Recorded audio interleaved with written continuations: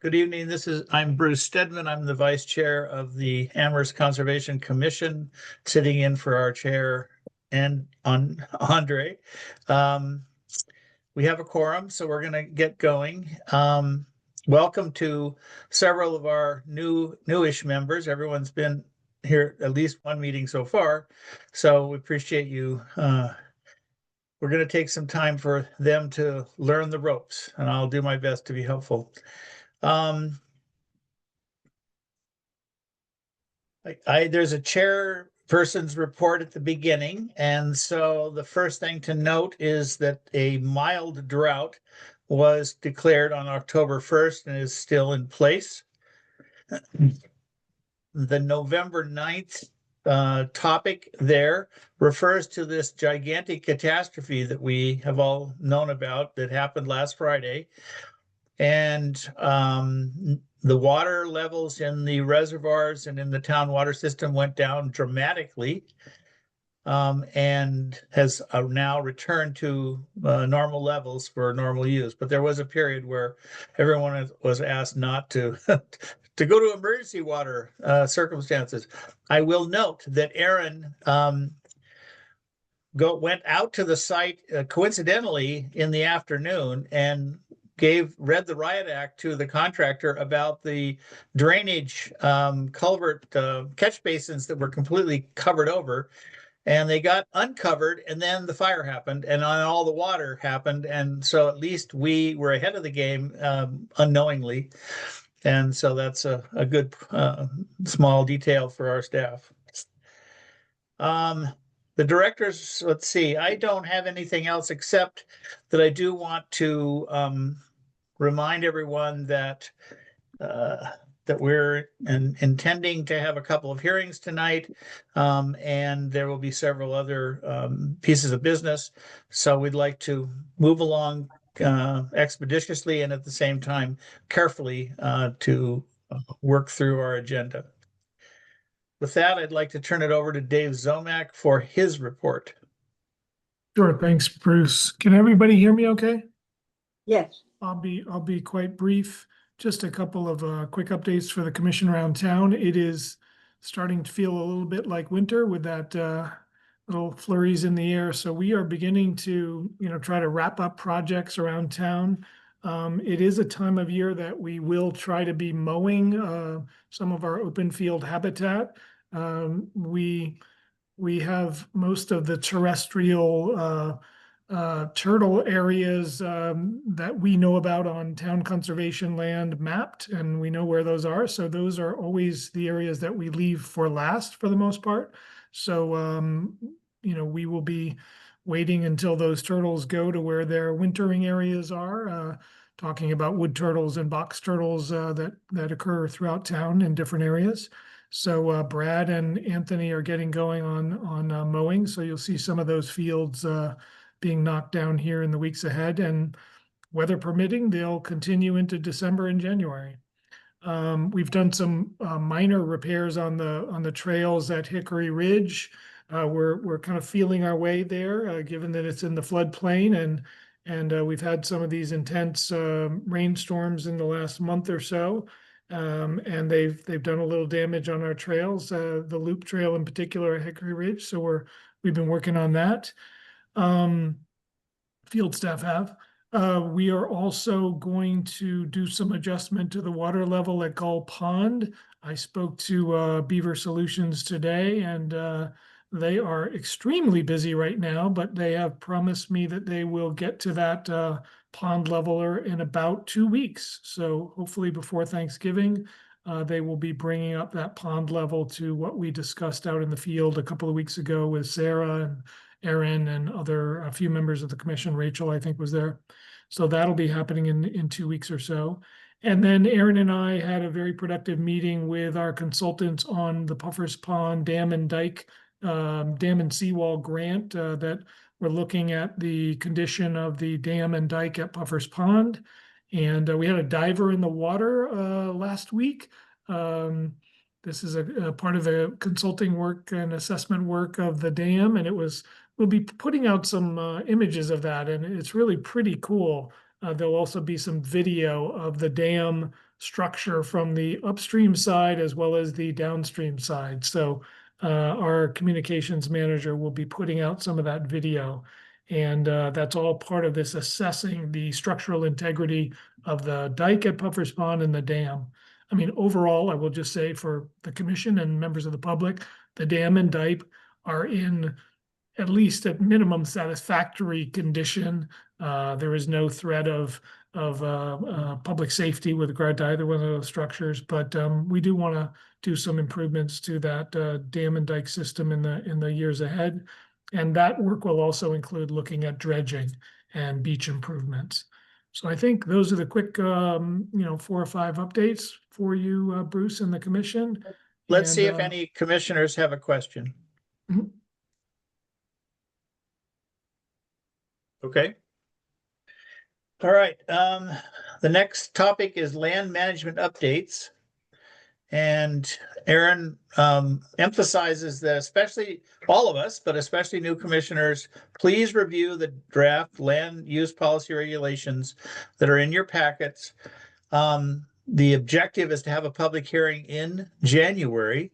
To do that, we need comments to the staff, to Aaron, by December 1st. And so it's a lengthy document. I'm the one person now who is on the commission, who was on the subcommittee who produced it. So I'm open to asking a question for me and how did we get this? But really, Aaron is the pathway for taking comments and us having a draft that we can put out then for a public hearing in January. Aaron, any additional things about the land use policy regulations process? I can't hear you. A history for folks, this review has been going on for about 4.5 years. It started with 2 iterations ago of commission members, and it's been being edited pretty much continuously. We ended up starting this subcommittee, which was a 2-year subcommittee. So it's really, we're like at the final kind of phase of this where we'd like to just refine it and move it forward. So really it's like things that stand out to you. And if you don't have comments, it's not pressure to have comments. It's really just if you have suggestions that you think are important or that things we overlooked, please let me know. Aaron has 3 topics and then we'll move to hearings, but the first is our meeting schedule in December. And the second is a advisory from the town council, and a third quick, a little bit more detail about the fire and outcome at Olympia Drive. So just a reminder that our December meeting schedule is the 3rd and the 17th. So we're moving from the 2nd and 4th Wednesday in December to the 1st and 3rd. So just to be aware. And I think Rachel is going to be absent at the December 3rd meeting. So just to make everybody aware of that. There was some a public comment that came in relative to the appropriateness of confirming wetland delineations at this juncture. And so I did inquire again with the town attorney just to see, what the advisory recommendation was at this time. And it was basically that the commission, due to the seasonal conditions of leaf off, and we're starting to see freezing conditions happening, and also the drought, that the commission does have the discretion at this point to basically hold off on approving of wetland delineations on new and pending projects until spring. So just to kind of keep that in mind, if we have a difficult project for delineation purposes, that you guys have the ability to do that. So as far as Olympia Drive goes, thank you, Bruce, for bringing it to my attention that there was a huge puddle at the bottom of Mather Drive on Friday. So I went out there and spoke to the contractor and asked them to clean the siltation sacks that were in the catch basins. It was a little spooky to be out there Friday afternoon and then hear about this on Saturday morning. But I was at least glad that whatever we could have offered in terms of assistance during the stormwater catastrophe that ensued, that at least we could have some benefit there. I did go out Monday morning and got a little walk around with one of the firefighters on site to see what was happening relative to the wetlands in the back. There's photos in the packets. There was like 5 streams of water coming off the back of the site into the wetland on Wildwood Drive or Wildwood Conservation Area in the back. There was debris going in, there was soot, there was, charcoal material flowing down into the wetland. So I spoke with DEP just to kind of say what do you guys recommend? I know DEP emergency response was out there over the weekend, and they basically said just hang tight for right now and let sort of everything relative to the fire sort of settle, and then we can, once a couple days have passed, feel free to reach out to the owner to refresh erosion controls and try to figure out what might be needed in terms of an emergency certification for example, for the demo and after the fact demo permit or any other assistance that might be needed. So I'll talk to Dave more about that as the days go on, but I just wanted to give you a quick update that I had been out there and had a look at it. Okay, go ahead. One other thing that I thought might be useful to share with you guys is that I did attend the RCP conference that happened at UMass this past Thursday, and it was fantastic. The subject was housing and conservation and the intersection, and how do conservationists work with the need for housing. And it was a phenomenal conference, some of the most cutting edge stuff that I've seen, and just kind of blew me away and made me really excited to see what other states are doing and other kind of communities are doing relative to adjusting to the housing crisis and the conservation community. So one quick thing, and then Sarah, remind us again what RCP means. Regional Conservation Partnership. Okay. Sarah. I just have a question about the all the debris and everything that went into the wetlands. Are they supposed to do anything to mitigate that, like remove it, or is there nothing to be done? Yeah, I mean, I do think that there should be some sort of cleanup. Probably should be an inspection back there to see what kind of materials washed into the wetland, and that it should be, inspected and cleaned up. But I'd like to investigate that further to find out how extensive it is before we, and also I haven't even made contact with the owners yet. Like, I was really wanting to sort of give a little time and space for things to settle down, because I know there was a lot going on. But yeah, I think it's a conversation we need to figure out. Any other questions?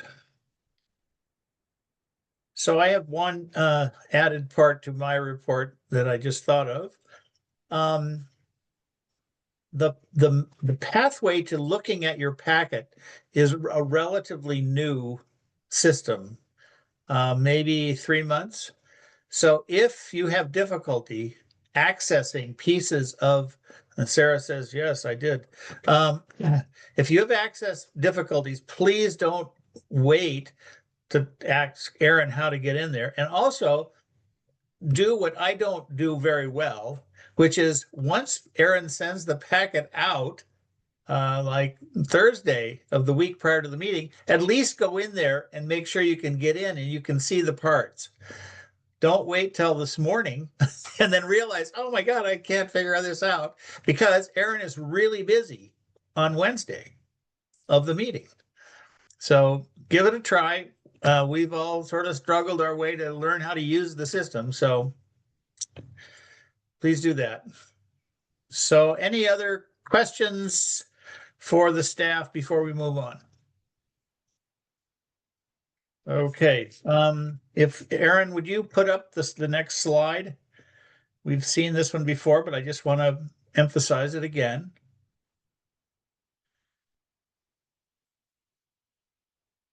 So this slide is a reminder to the public that emails must go to Aaron through the new public comment portal.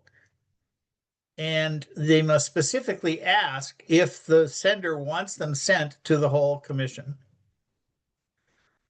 And you can see the picture there of the Amherst Town website, the Conservation Commission part of it. There's where you put in public comments. This is also relatively new, but it seems to be working pretty well in my experience over the last few months. So please keep doing that. And then a reminder about our process. So the general procedure is there's 20 minutes dedicated to each hearing.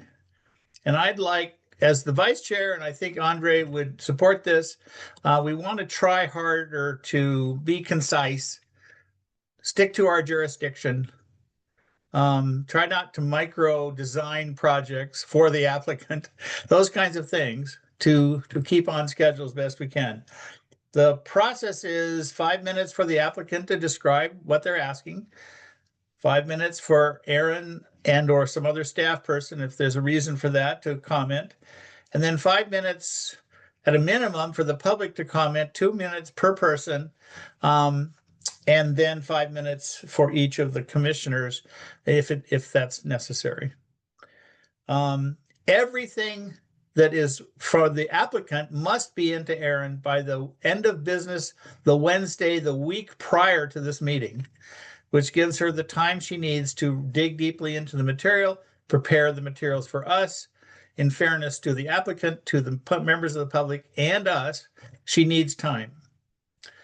When you're giving a presentation for the applicant and members of the public, please state your name, the address of the project, or where you live if you're a public member. If you have preferred pronouns, please use them. And generally speaking, we'll sort of stick to, in a general way, to Robert's Rules of Orders. But please raise your hand if you want to speak. That really helps me to facilitate the conversation. Okay. On to hearing number one. It is 7:18. Let's see, I just want to make a note here. Okay.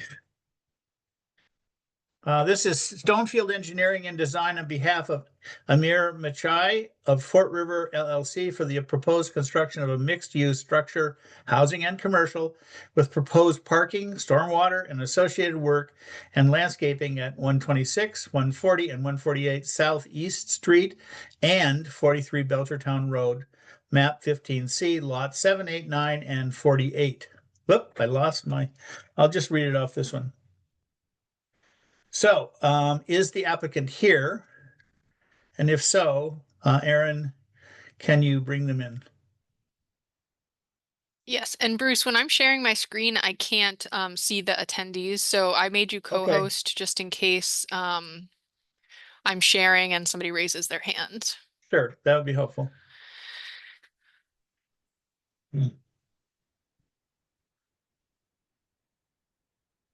So I see Josh Klein.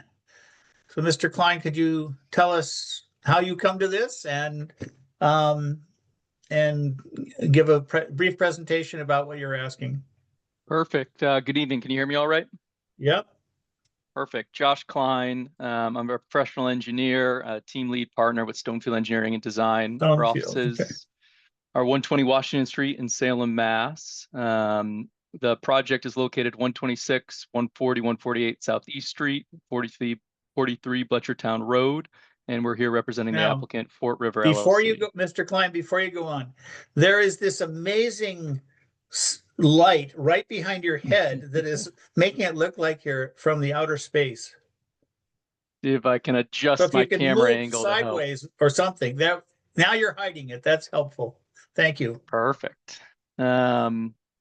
All right. Well, I'll jump right into the presentation. I'll try to keep things brief. I'll set my 5-minute clock. Obviously very devastating news over the weekend. So, I'm trying to kind of change some of my, kind of, I guess, intro in terms of what we're here tonight, but we are really excited to bring this project in front of the commission. It's been a long time coming, kind of years in the making to be able to kind of put this housing or this mixed use development together.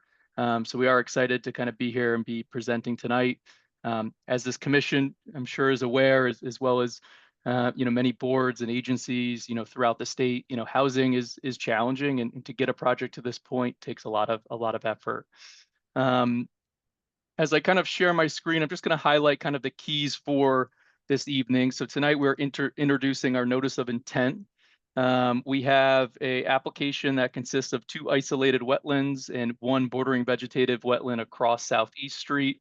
So this is a notice of intent. The isolated wetlands are not under WPA or the Wetlands Protection Act. They are under Town of Amherst or local jurisdiction.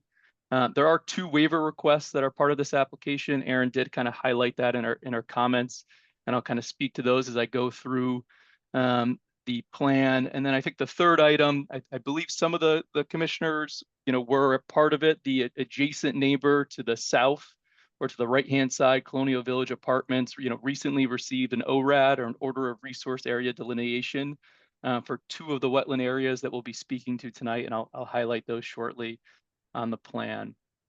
So I put up on the screen, this is an aerial exhibit. This is from the spring of this year, 2025.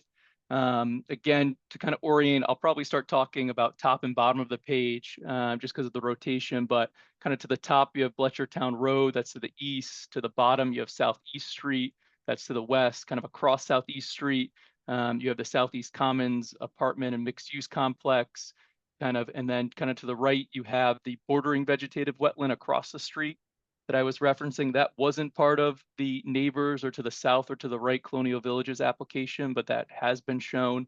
Again, their 100-foot jurisdiction line kind of just touches the property. In terms of the development site, you have a really uniquely shaped lot. So it's made up of 3 houses along Southeast Street, which I'm just going to kind of put some highlights on.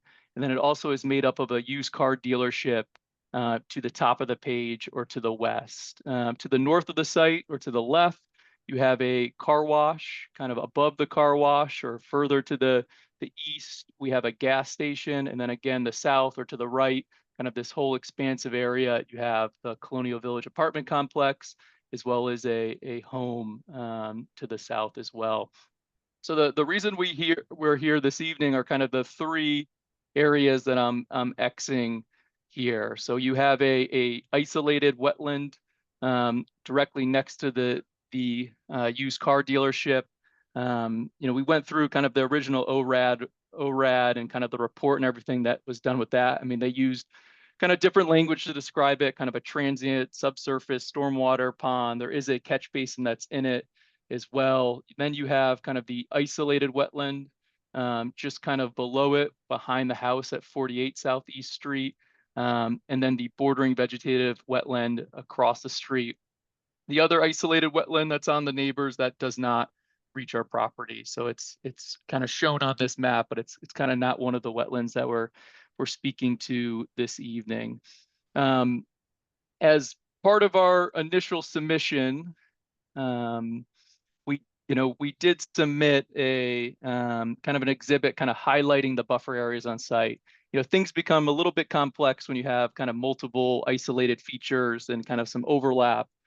So this exhibit that was submitted in the NOI kind of highlights the areas in blue that are non-degraded or vegetated. And then the areas that are shown in red, these are your degraded buffer areas. So these are areas that are, historically impervious areas. So anything that was, blue areas still contained area that's historically been mowed, historically been cleared, historically, has cars parked on it, but it's really kind of vegetated areas. We did want to take kind of a conservative approach. We did look at historical imagery, kind of in working with Aaron to kind of highlight these areas. Mr. Klein, let's get an extra minute and tell us what your rationale is for the waiver you're requesting. I want to make sure we have that in front of us. Yeah, perfect. I think it would help. Can I go through proposed condition a little bit and then hit the waiver? Is that okay? Very quickly. Okay, no problem. So this is the kind of proposed development that's here in front of the commission. The reason I just wanted to bring this up is to kind of highlight some of the improvements and kind of where these isolated features are. So we have kind of the two isolated features that I just crossed out in X. And then you can kind of see the proposed landscaping and kind of this permanent corridor that's being created along the wetland area. I think some of the other kind of keys to note here is this site has no stormwater management today. So water flows off of the used car dealership. It flows off of the backyards of the homes. It goes directly to, the majority of it goes directly to these wetland features. This project would bring the site into compliance. It has enhanced stormwater management, including water quality. The project is also as a whole proposing 725 new plantings, and that includes 88 trees. Here is the mixed use development, the building that's in the T. But again, I'll kind of move quickly at the chair's request. In terms of mitigation goals, we had really, a few different key goals, but I try to kind of break it down into two buckets. The one idea was to create a high value buffer areas that are protected in perpetuity. So we want these areas to be protected forever. We have a site today, both this site as well as the neighbor. I mean, these buffer areas, they're not protected in perpetuity. We have areas that have been heavily mowed for many years. We have a used car dealership that has cars that park within 4 feet from a wetland area. We don't really have a high mix of native plantings. We don't really have any kind of dense vegetation kind of within these buffer areas for the majority. The other idea here is, we have two isolated features that kind of remain isolated. This development, one of the ideas was to kind of try to create a corridor or a connection between them. So, this kind of buffer area that's being planted along the edge of the property and it's being kind of extended towards Fleshertown Road would kind of create that wildlife corridor. So the goal would be to introduce pollinators, introduce native plantings and things to provide, again, that forever kind of buffer or protection, for these isolated features.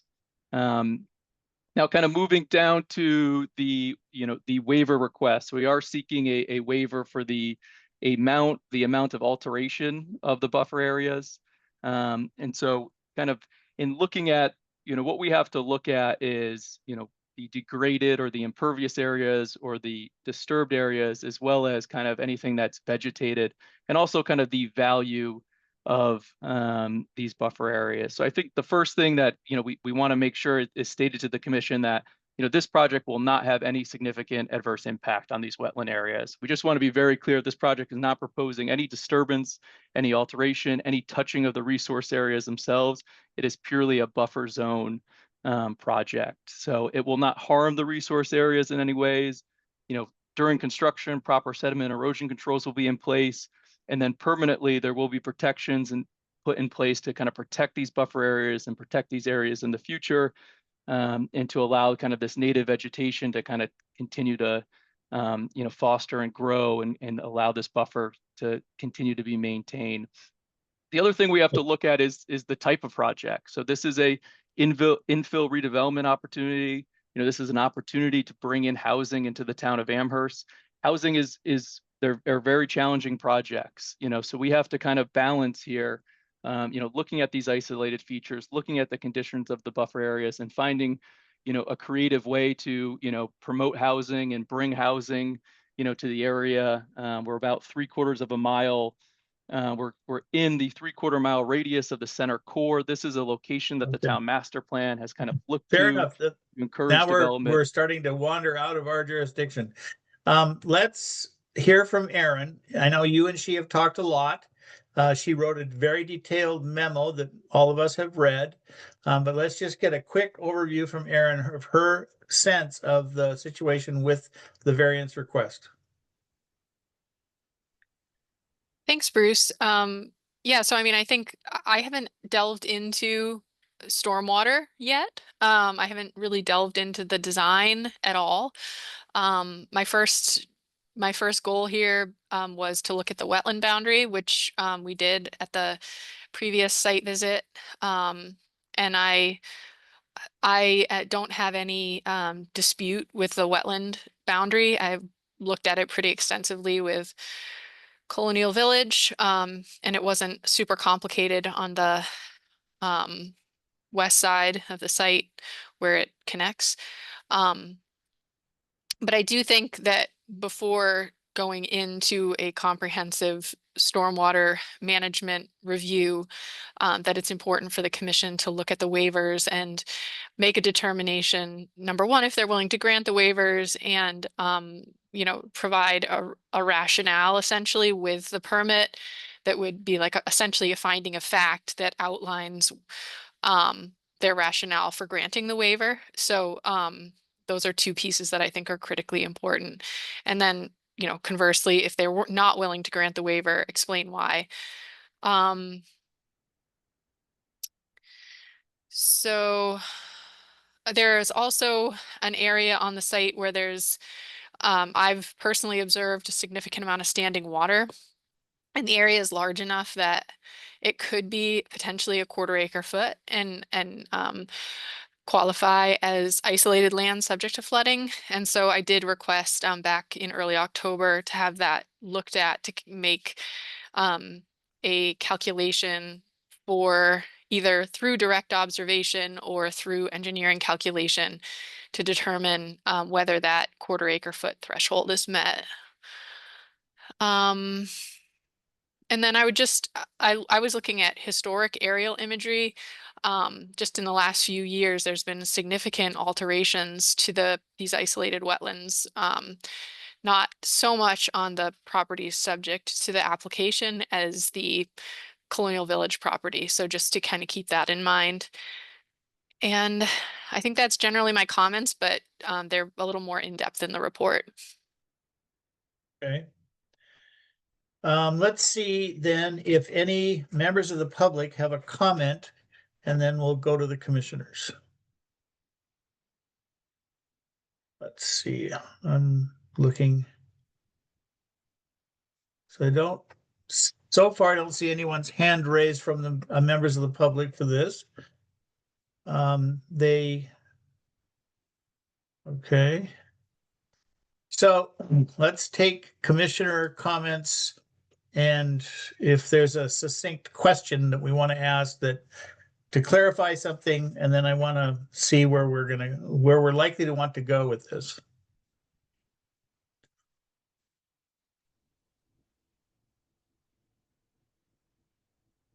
Okay, so assuming that I'm going to assume that we've all looked at the materials, and we're going to go with Rachel first and then Sarah. Thanks, Bruce. I just had a question about the designation for wetland area 1 as isolated vegetated wetland. It looks like there's a pipe that might connect to it that goes underneath the property. Is that actually connected to the wetland, and would that then recategorize the wetland? Can I field that one, Bruce? Yes, please. So that's a great question. So when you have a situation where there's a hydrologic connection, there's always the question of whether it's bordering or isolated.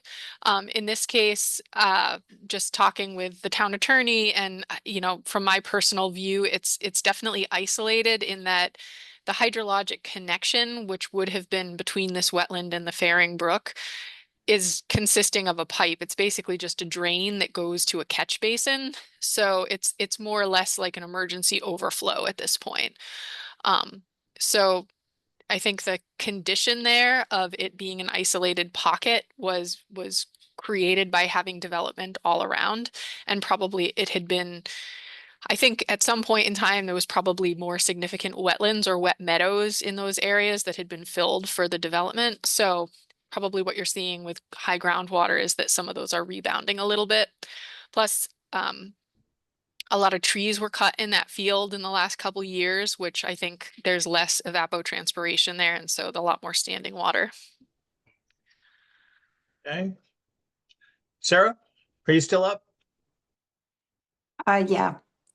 So you mentioned the degraded areas of wetland.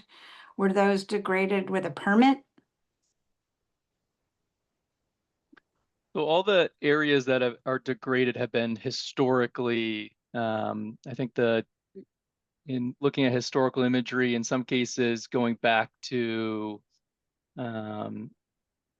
want to get the imagery we saw. So 2000, 97, 1990. So, I mean, these areas, the used car dealership, kind of the buildings have been there since 1990. 1997, it was there. So we didn't include any areas that we felt, for example, there's an area where they park some of the cars along the edge of the grass area. We included that as vegetated, even though historically, again, leading back to the early 90s, that's where they have been parking vehicles. And a lot of this probably comes to in 2022, when the town passed kind of this, these isolated wetlands have now been considered local jurisdiction. So they previously were not jurisdictional wetlands, but now these isolated features are. So just to clarify, the isolated wetlands were always jurisdictional under our bylaw. It was just the 100-foot no touch, I believe, that was extended to them. All right, Carol. Hi. So I'm looking at Erin's comments, and she said this application proposed alteration of 53.9% of the buffer between 150 and 100 feet. Could you show us on your maps what that would look like? Yeah, of course. So we submitted, I'm just going to pull up my screen. So this was included in the packet. I know these NOI packets get very long, but this is a proposed wetland disturbance plan. So we try to kind of break things down by color. It is kind of challenging when you have the 50 to 100, the 50 foot, and then kind of different wetlands. So we highlighted, for example, the blue with the blue hatched area is disturbance of degraded area. So disturbance of vegetated area within the 100 feet. And when you come over to the plan, sorry, you can see, so these blue areas here, this is where the existing house was. This was the driveway, the previous house as well. So blue is areas between the 50 and 100 foot that have been disturbed that previously had structures. The red hatch here, these are all the areas that are existing vegetated areas that now are going to be permanently disturbed. So the parking areas. And you can see there's a lot of blue over here because this is where all that used car dealership is. So this area in blue, this is area that counts towards that 53.9%, but this is all area that previously had the used car dealership as well as the building on it. You did not correct that the dealership and the houses are still there. They haven't been torn down yet. Well, as part of this application, they would be removed. Okay. Carol, you still up, or can I go on to Jason?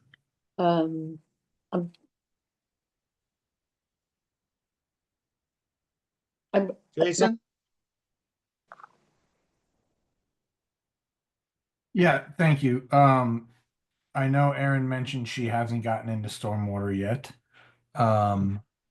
But can you clarify two things? One, what the two waivers, can you just restate what the two waivers are that you are wanting first?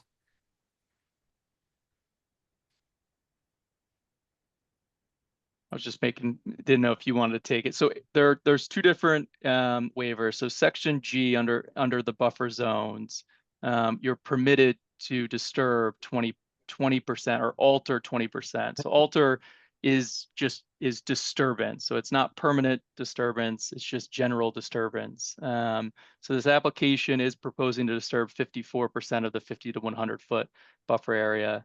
The other waiver we're seeking, so under the section G buffer zones, section A, isolated features as of the 2022 amendment have 100 foot, basically no work zone. And we are proposing work within that 100 feet. And that is isolated isolated vegetated wetland 1 or wetland area 1? So that is for isolated wetland area 1 and area 2. So both of these, under the local bylaw, they have a 100-foot kind of no work distance, from them. And the 100-foot buffer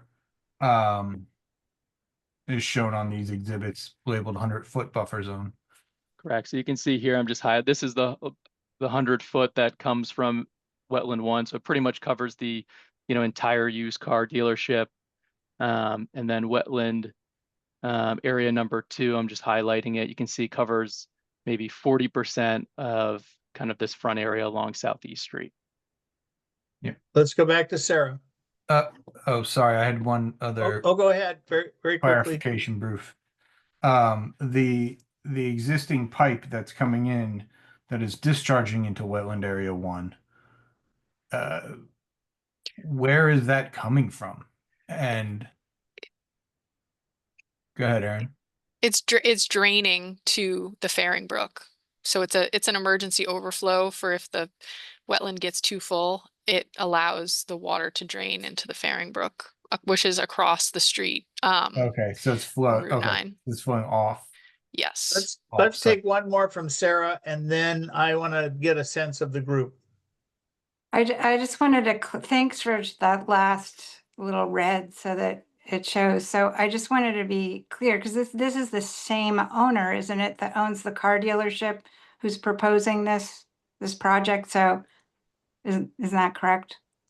So the applicant does own these lots. They are separated lots, so they would be combined as part of the project. Right. So my question, because there's an underlying assumption that because there's already encroachment of a huge amount of that wetland by that parking area, that sort of doing some more isn't such a big deal because it's already degraded, but it's the same property owner. So is it possible to find out what wetlands permitting that person did to cause that?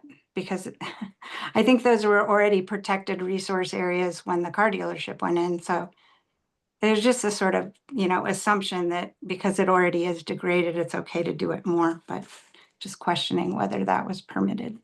Yeah, we did submit record requests to the town of Amherst. We weren't able to uncover anything, when this facility was originally built. I don't know if, Aaron, if you have any kind of opinion on it, but I don't think the original, structure or the original used car dealership by any way was built, illegally, right? I think at the time they probably had the necessary approvals and permits in place, but, a lot has changed over the last, 30, 40 plus years. Okay, I think, Aaron, is it correct that you have set up a site visit for November 17th? Yes, I believe that date is correct, Bruce. Okay, so given that there's a site visit, we have a couple of options here. One is to have a vote whether to grant the waiver that is being requested tonight. And let's just, as a straw poll, how many people are leaning towards having this vote to see what happens? No one leaning in that direction. Another option is to consider granting a waiver, at least think about granting a waiver. And are you open to granting a waiver down the road after a site visit and additional work is done? I am. Tina, Jason. So I've got 3 of the people who are here at least open to the possibility of granting the waiver. So my suggestion is that we have we move to continue the public hearing and have the site visit. So the motion, given that, do I have someone who will make this motion? And the motion's on the screen. It will be in a second. I'll read it. Move to continue the public hearing for DEP number 089-0765 to December 3rd at 7:20. But before, okay, so do I have a motion? No one willing to move this, so I can't move it myself. So let's see what Jason has to say and then try again. Bruce, are we saying that we are done? Like, I have some questions about the waiver and the areas that it impacts, and the potential, like, are we stopping conversation right now on this? Oh, well, we can continue conversation, or we can simply continue the hearing, have the site visit, and then have a more full-throated, more information driven conversation at the December 3rd meeting. Yeah, I don't think anything with a site visit is going to particularly change some of I my think current the logic questions. there was that there's a number of new commissioners who Yeah. haven't been there. Yeah, I've been there, but just based on this, I'd like to ask a few more questions. okay, well, let's not take too long tonight to do that, but go ahead. Currently, a good portion of the work in the 100-foot buffer is for the used car dealership. The proposed condition is just parking lot. So, one, the amount of parking spaces that are there, are those like the minimum required amount of parking spaces? Have you sought a waiver to reduce the amount of parking spaces?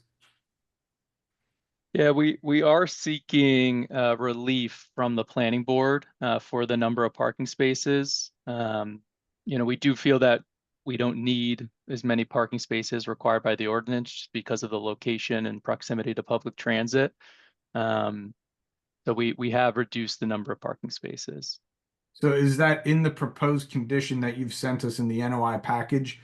Are those parking spaces reflective of the reduced number, or are those reflective of the number you wish to reduce from?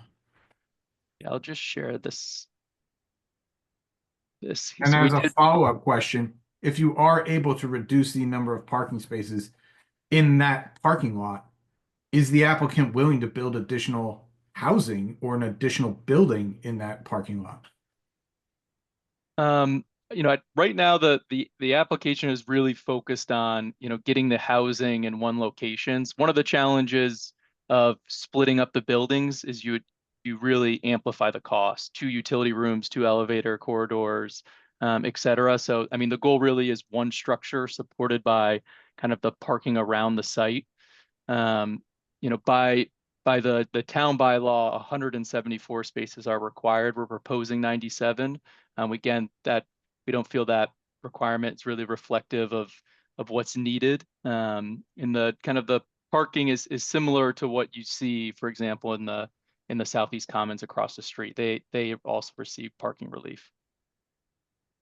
I would feel, as far as I'm concerned, I would feel more comfortable with the permanent impacts if some of that parking were eliminated in favor of mitigation. So looking at the exhibit that you have right now, the southeastern portion of the parking lot, if part of that were eliminated in favor of mitigation, I would be the southeastern portion of the eastern parking lot, the top parking lot.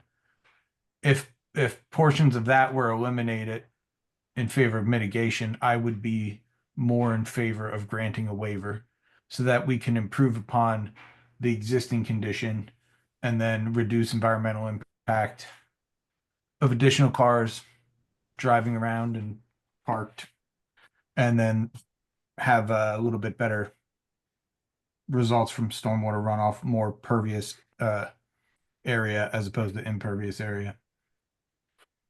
No, we definitely appreciate the feedback. We'll definitely can take a look at the overall parking and maybe some strategies to, further, mitigate, even the parking on site, whether it be using different materials and things of that nature. Okay, Carol? As a new member, just as a question of process, I think it's important for all of us to have had the opportunity to visit the site before we make any, vote on any determination. So I think that's important. Okay. I'm going to seek a motion again to move to continue the public hearing for DEP number 0890765 to December 3rd at 7:20. So moved. Jason with the motion. Is there a second? I'll second it. Carol with a second. Rachel, Aye. Sarah, Aye. Carol, Aye. Jason, Aye. Tina, Aye. and myself and I. Okay, so Mr. Klein, thank you so much for your work with us tonight. We'll see you on December 3rd. Thank you. And perhaps at the site visit. That's up to Erin and her scheduling. Sounds good. Thank you, everyone. Have a nice evening. Thank you. Okay. Hearing number 2. It's now 7:51. This is a notice of intent by Goddard Consulting LLC on behalf of Roxana and Dakota Freeman for the proposed construction of a new single-family home with associated shed, utilities, driveway, and associated mitigation within the buffer zone of bordering and isolated vegetated wetlands at 750 West Street, map 22B, lot 1. And let me just check one thing here. This is also a question of a variance is involved here. So is there someone here representing Goddard Consulting for hearing number 2? I'm promoting Mark So Rubin. Josh Klein is still in. How do he couldn't go back to the public sector? Yeah, I think Josh has to take himself out. Josh, can you hear us? I can hear you. There seems to be a technological reason why you need to leave on your own. I I'll don't let see you an and Aaron. option to do that, but I can always leave and rejoin. Yeah, that would be helpful. I appreciate that. Thank you. Thank Okay, so is there anyone? So Mark Rubin, wildlife biologist, and Owen Kramer. So if you could tell us your organization, and we'll take a 5-minute presentation. Yeah, thank you. So my name is Mark Rubin. I'm a wildlife and wetlands scientist for Goddard Consulting LLC. And Owen Kramer's, also a wetland scientist with Goddard Consulting. Okay. And we're here representing Roxana Dakota Freeman for 750 West Street. Okay, thank you. So if you could give us a 5-minute presentation of what you're asking. Yeah, I'll just share my screen here.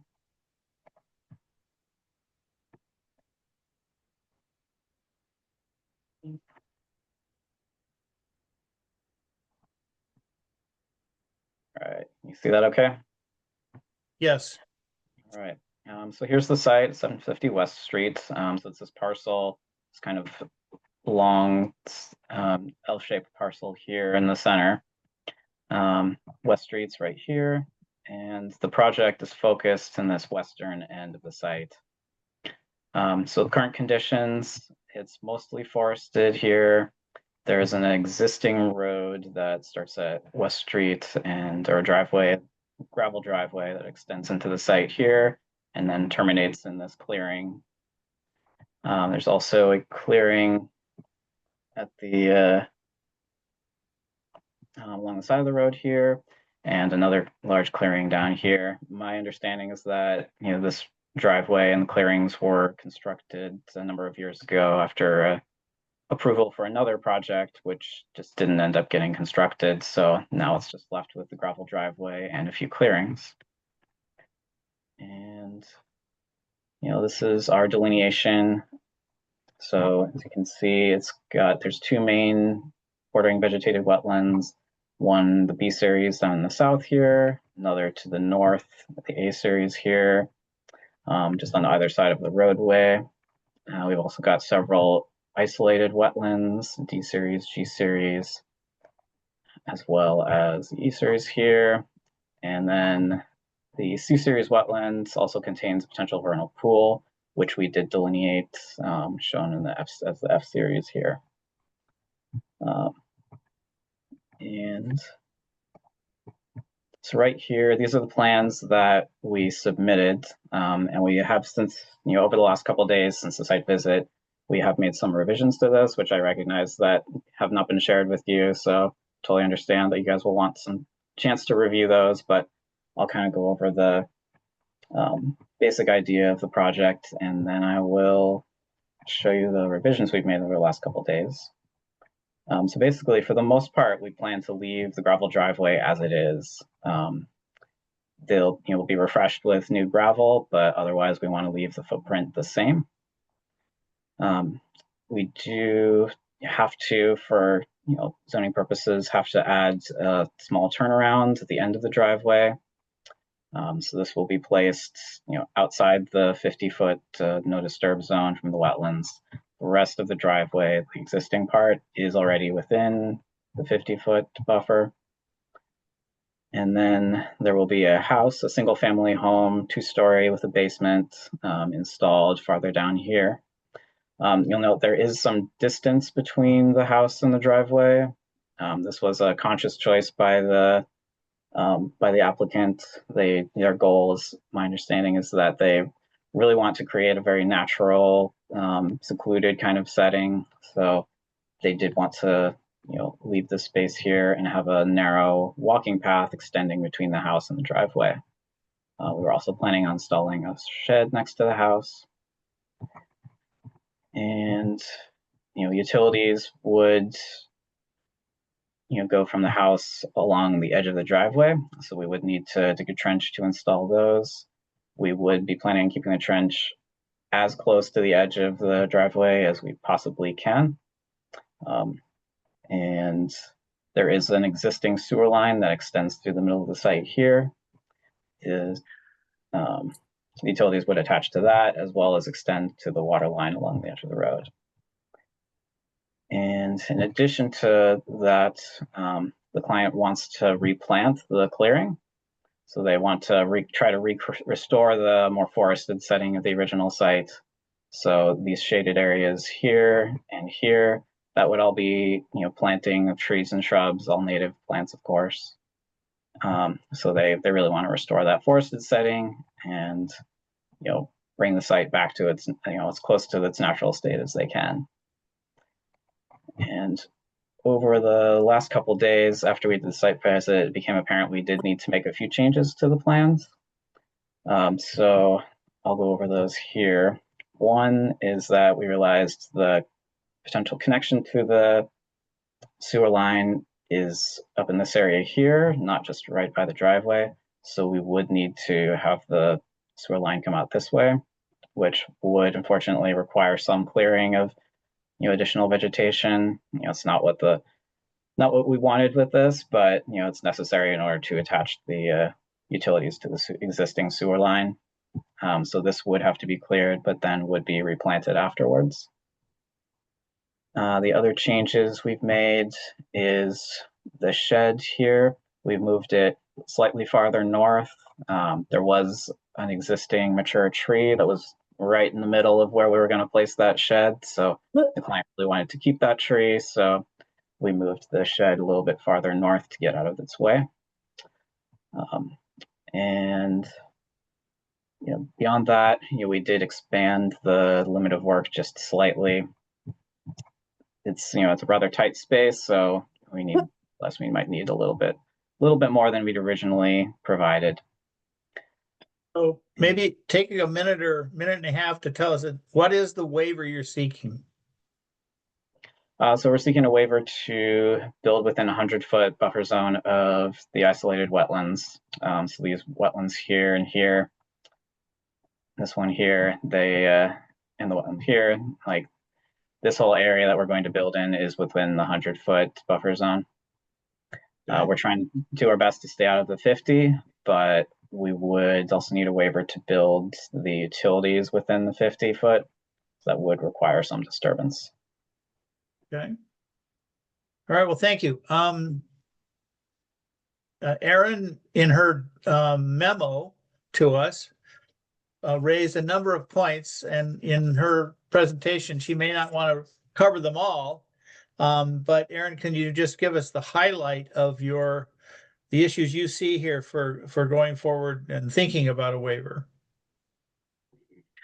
Yeah, so similar to the previous application, I think the commission, if the commission is going to consider issuing a waiver, they should develop a rationale, and or if they're not going to consider the waiver, there should be a written rationale for that would include essentially like a finding of fact where they make a determination as to whether to grant the waiver or not. Just a couple notes that the original delineation was done in November of 2023, and the check of that delineation was done in October of 2024 during the drought. So just a difficult time to be verifying the delineation. Also, I later in my comments note that I was able to track down 2 previous plans of wetland delineations on the site, and there is a previous wetland mitigation area that was actually a wetland replication for the installation of the driveway. So the installation of the driveway actually filled wetlands, and so there was already a replication area created on the site. So that will need to be accounted for and included. And then there was also just some differences in the BVW and IVW. There was an additional IVW that was within what's shown as upland on this plan, and then there's an extended BVW which isn't shown. So I would want to give the I need to do another field inspection to basically verify some of this as accurate. I had a couple questions, and it looks like several of those have been addressed already in the revisions, but mostly just like if you look at my comments, mostly like D through J, or D through K.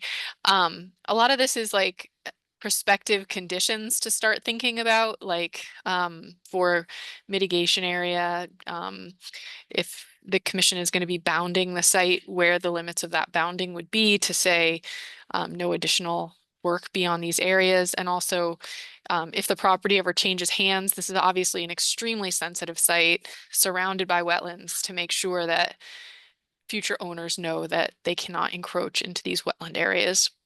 So, but feel free to read my report for more detail. Okay, thank you. Are there any members of the public who wish to comment on this hearing, on this application? Gonna look here. I don't see anybody's hand raised on this one. Okay. All right, let's take comments from commissioners or questions.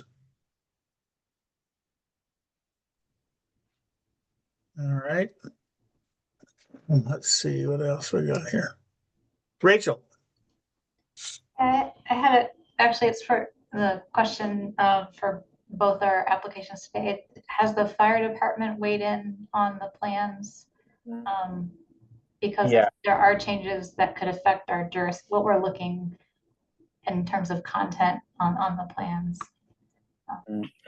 Yeah, it's a good question. So the applicant, Dakota and Roxana Freeman, they may actually be here today. I don't know if they want to comment on this, but they did speak to the fire department particularly about the turnarounds at the end of the driveway and the distance between the house and the driveway.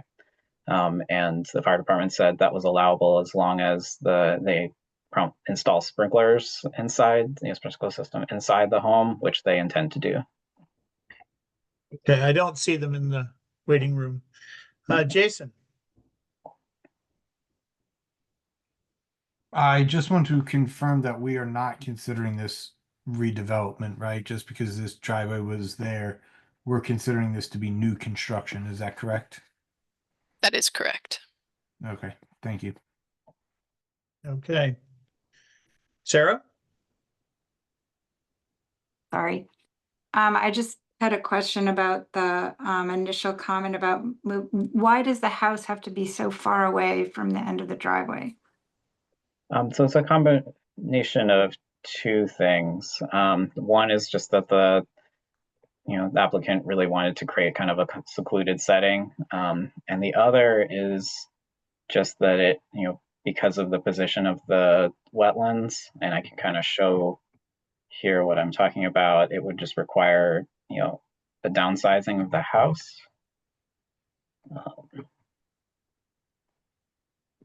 So right here, we've actually tested this out just to see how this would look. So we've got the original proposed, location for the house here. And then down here in blue, closer to the road, we've got, the same position of the house. And even if we angled it more, if we were going to try and keep it out of the 60-foot no structure zone, it would encroach farther. It would be closer to the the purple line here, which is the 100-foot buffer to the vernal pool, and it would also require cutting of trees within the buffer zone. So this, basically half the house would have to be cleared of trees in order to make that fit. So that was the combination of those two things is why they decided to put distance between the driveway.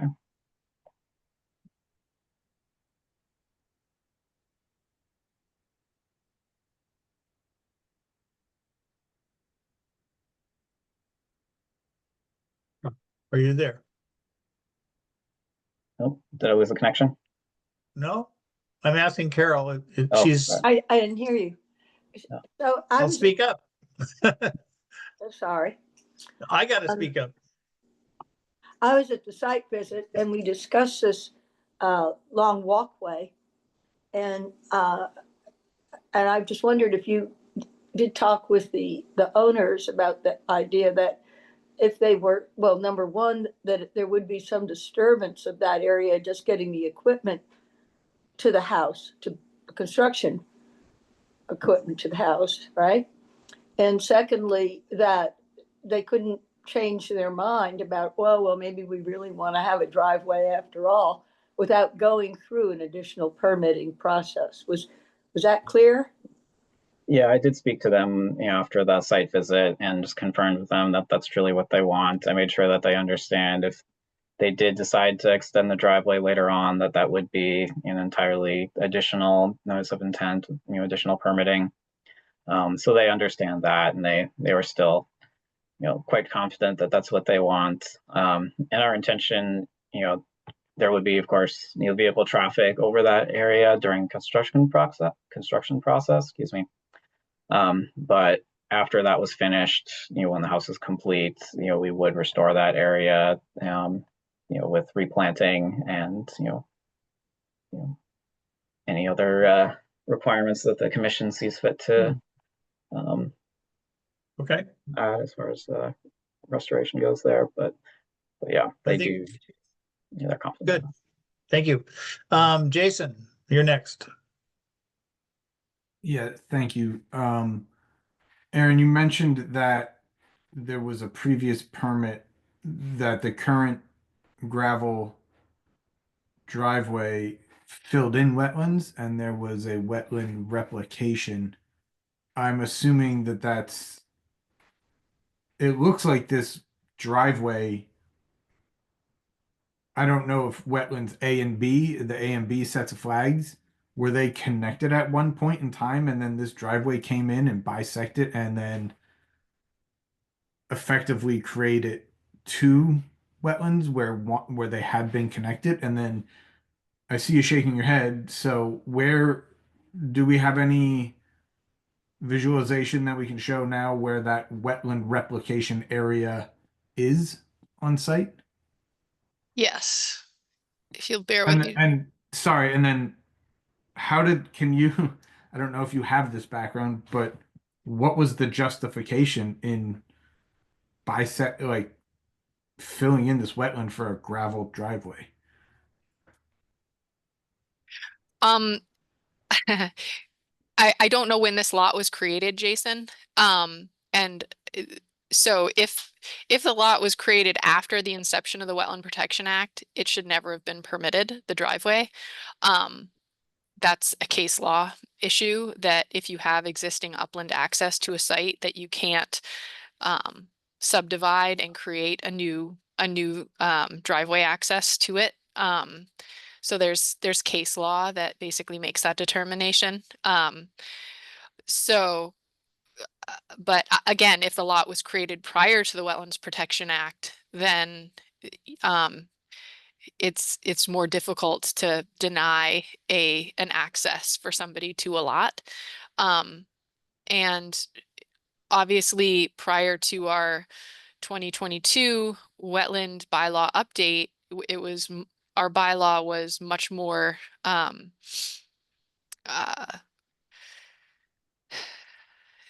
restrictive in terms of encroachment. So you were allowed to get within 25 feet of the wetland with development under the old bylaw.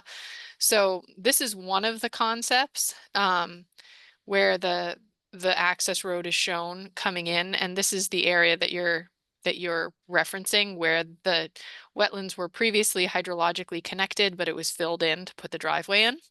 So you can see where that was done. There are, as you can see, 2 isolated wetlands shown here, and then this BVW also extends out a little further here. Those are not, this is included as part of a BVW, but this one is not shown on the current delineation as isolated, so that's one of the areas I would want to check. I also would like to check this finger here that sticks out because it's not shown as being so dramatic on the current delineation. So I want to check that area as well to make sure it's accurate. But you can see there was originally 2 house lots that were shown to be developed here, but now there's 2 isolated wetlands that were delineated in this pocket. So that made that unbuildable. And then there was a previous proposal, is it on this one? There was a previous proposal for a single family home. This is not the right plan, sorry. Let me see. I don't know why my computer's not responding to me right now to scroll. Oh, there it is. Sorry, my computer's moving super slow. I don't know why. There it is.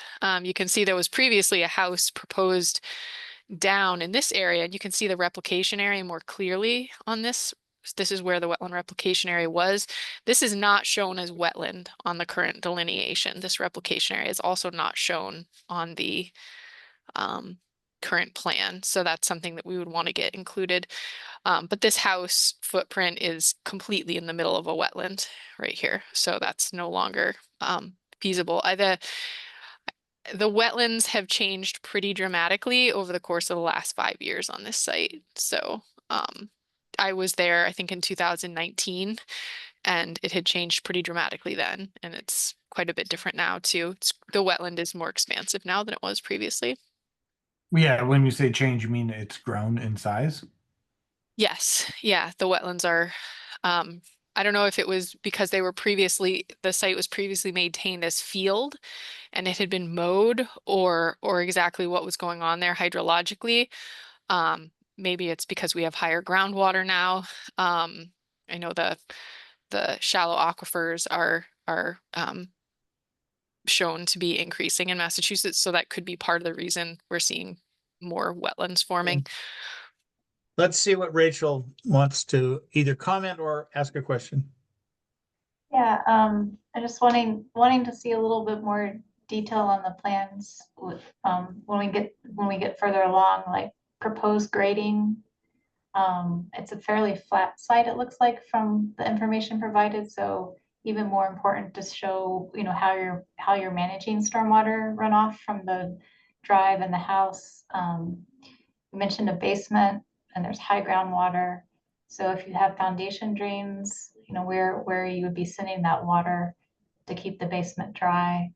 And curious if you've talked to a contractor about construction. You know, we've been told before that they need a minimum of 20 to 25 feet around the building just to be able to get their equipment in and to put the scaffolding up and things like that. So I've seen how that need can expand substantially from what we see on the plans right now. And It might be good to account for that now before having, so you don't have to come back and ask for more room. That's it. Okay. Yeah. Carol, did you have another question or just, okay. So having heard all this, Mark, I trust that this is helpful in terms of seeing the questions and the needs that the commission has for future discussions and future changes to the plan. And you have Aaron's comments. So I think what I'd like to do is see if there's a motion to move to continue the public hearing for DEP 0890766 to December 3rd at 7:25.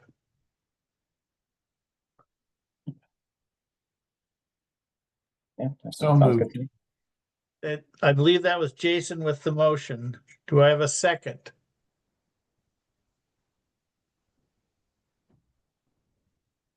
No one wants to second this motion. I cannot do that. Second. So Tina with the second. Sarah, Aye. Tina, Aye. Jason, Aye. Rachel, Aye. Carol, Aye. and I am an aye. Okay, well, Mr. Rubin, thank you for joining us, and I trust that this continued conversations with Aaron, this information you got tonight will help with an additional discussion and more detailed plans addressing the issues we brought to you tonight at the next hearing. Thank you very much. Okay, Have a thank good night, you. everyone. Okay, now on to other business. This is a request. The next one is a request for a certificate of compliance. 169 Meadow Street, DEP 0890619. And I think for this kind of thing, maybe Aaron, this is not a hearing, so maybe you could just tell us what is needed for the Meadow Street certificate. And Carol, your hand's still up. I don't know whether you're seeking me or not. Okay. So, a little background on 169 Meadow Street. This was the old Rise dispensary, and to the best of my knowledge, the owners were bankrupt or filed for bankruptcy, and so they are looking to, take on new ownership of the property. The problem is that the Conservation Commission had issued an order of conditions that had a number of requirements, and I included in the packet a order of conditions and an amended order of conditions, which had some very specific conditions relative to an operation and maintenance log. There was also a riverfront restoration that was required as part of the project. There was a number of requirements, as well as monitoring during construction, which we don't have any record that any of that was ever completed, like project monitoring.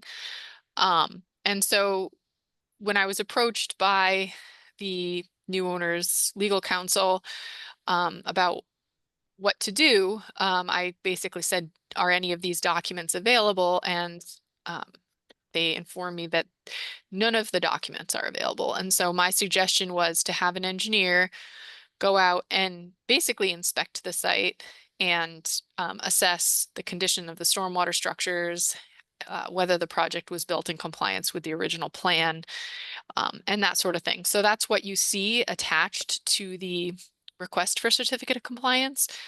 But I, it's one of those things where, and a conundrum that we're, as commissions, frequently faced with, or not, I wouldn't say frequently, but once in a while we're faced with this situation where the commission sets a bunch of conditions, and this is recorded on a deed, and the owner is expected to comply with those conditions, and we have no way to verify that they did comply with those conditions. We've got no documentation to determine that. So it's kind of a discretionary position to be in terms of issuing the certificate of compliance and how the commission would like to proceed. I think we're in a tough position because we just don't have the documentation. So I'd be curious to see where people fall in considering this and whether they'd be willing to grant the certificate under the circumstances, or if they'd like more information from the current owner or legal counsel. I have a question. Just in general, what happens if we do not issue this certificate of compliance ever? We just let it ride. Versus what happens if we issue it, then what happens? So if you don't issue it, it's an encumbrance on the deed, which, you know, if somebody tries to take out a mortgage, they do a title search, and or the buyer does a title search, and it's not, the title's not free and clear, essentially. So it can be a real problem from a real estate transactional standpoint, but a lot of times in those cases, if there's an order of conditions that has not been cleared, there'll be like an escrow held to try to settle it or clear it up. So that was, I think, the first part of your question. The second part of your question, if you do issue it, what's the sort of ramification of that? Yeah. Well,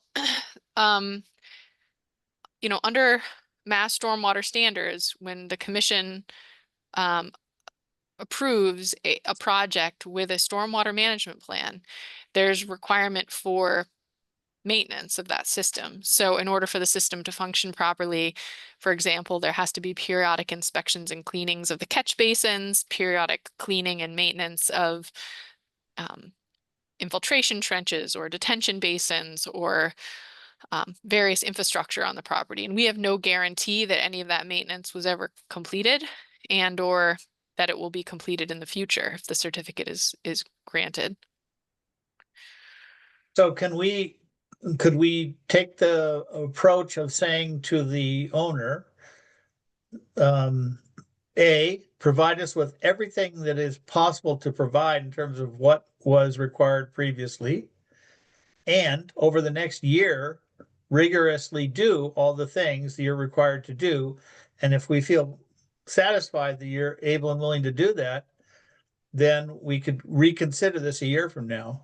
Would that be a practical, legal, process, legitimate approach?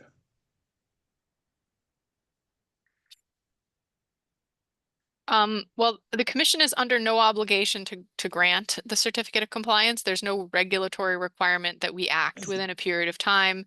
There's no obligation that we release it. So you are completely within your discretion to require whatever you wish to require to feel comfortable with this. Yeah, I mean, I think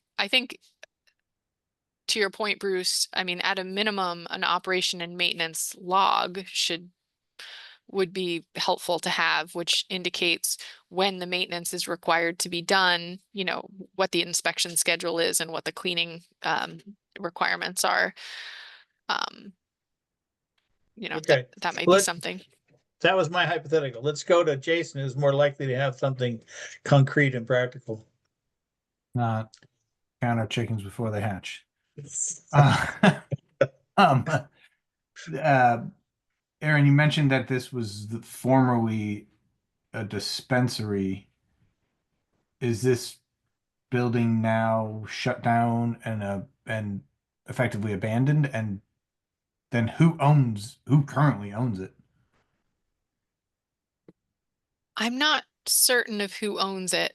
I've been contacted by two separate attorneys, and I have, you know, the engineer's report from the inspection that was done, but I'm not sure who the current owner is.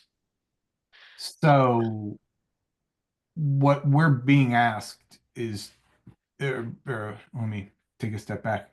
From what I see in the packet is that it's essentially like a lack of mowing and a lack of just vegetation maintenance. Is that what we're saying hasn't been maintained, or what we're being told hasn't been maintained? No, I think there's a detention basin on the property and there's also catch basins on the property. There may also be some swales on the property. So I'm not, it's wasn't necessarily a lack of mowing. I was out there and took some photos and they're definitely mowing the property. I think it's more their required O&M inspections and, you know, maintenance cleanings and inspections of the systems that is lacking. Sarah? But we don't Oh, know sorry, that. Jason. Are you telling me to stop or Yeah, you? no, I just, All right. We don't know if the owner did those, right? We're saying we don't know if the dispensary owner ever did those and they don't own it now currently. Okay. Right.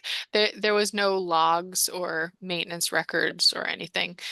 There was other requirements as far as like soil disposal and stuff on the site there was other conditions. They're highlighted in the order that were supposed to be completed that we have no documentation that it was ever done to, which I mean, it's like water over the dam at this point in terms of, you know, the project was constructed, the work was done. So I'm primarily concerned with the maintenance of the stormwater systems at this point and making sure that we have an O&M plan and log associated with the property to be maintained in the future. Right. So, in theory, to, I guess, potentially, I don't know, counter or add to what Bruce mentioned, can the new owner